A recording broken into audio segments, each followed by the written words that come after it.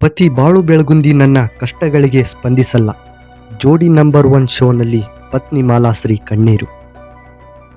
ಜೋಡಿ number 1 season 2 ಶೋನಲ್ಲಿ ಈ ವಾರ ಸ್ಪರ್ಧಿಗಳು ತಮ್ಮ ದಾಂಪತ್ಯದಲ್ಲಿರುವ ಸಮಸ್ಯೆ ಬಗ್ಗೆ ಮಾತನಾಡಿದ್ದಾರೆ.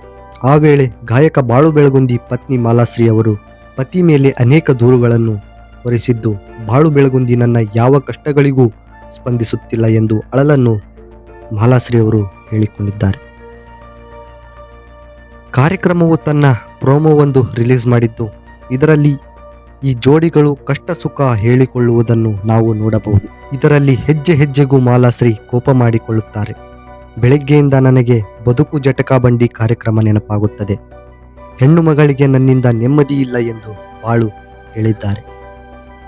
ನನಗೆ ಸರಿಯಾಗಿ ಸ್ಪಂದಿಸಿದರೆ ನಾನು ಕೋಪ ಮಾಡಿಕೊಳ್ಳುವುದಿಲ್ಲ.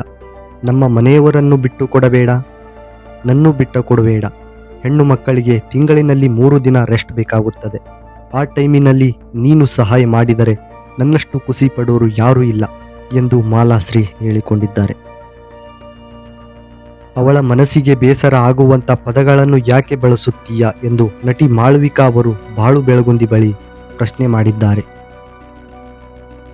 ಈ ಕಾರ್ಯಕ್ರಮದಲ್ಲಿ ಏನೆಲ್ಲ ನಡೆಯಿತು ಎಂಬುದರ ಕುರಿತು ಇನ್ನಷ್ಟೇ ತಿಳಿಯಬೇಕಿದೆ. ಸದ್ಯ ಇವಿಷ್ಟನ್ನು ಮಾತ್ರ ನಾವು ಪ್ರೋಮೋದಲ್ಲಿ ನೋಡಲು ಸಾಧ್ಯವಾಗಿದೆ. ಮತ್ತೊಂದು ವಿಡಿಯೋದೊಂದಿಗೆ ಭೇಟಿಯಾಗೋಣ. ನಮಸ್ಕಾರ.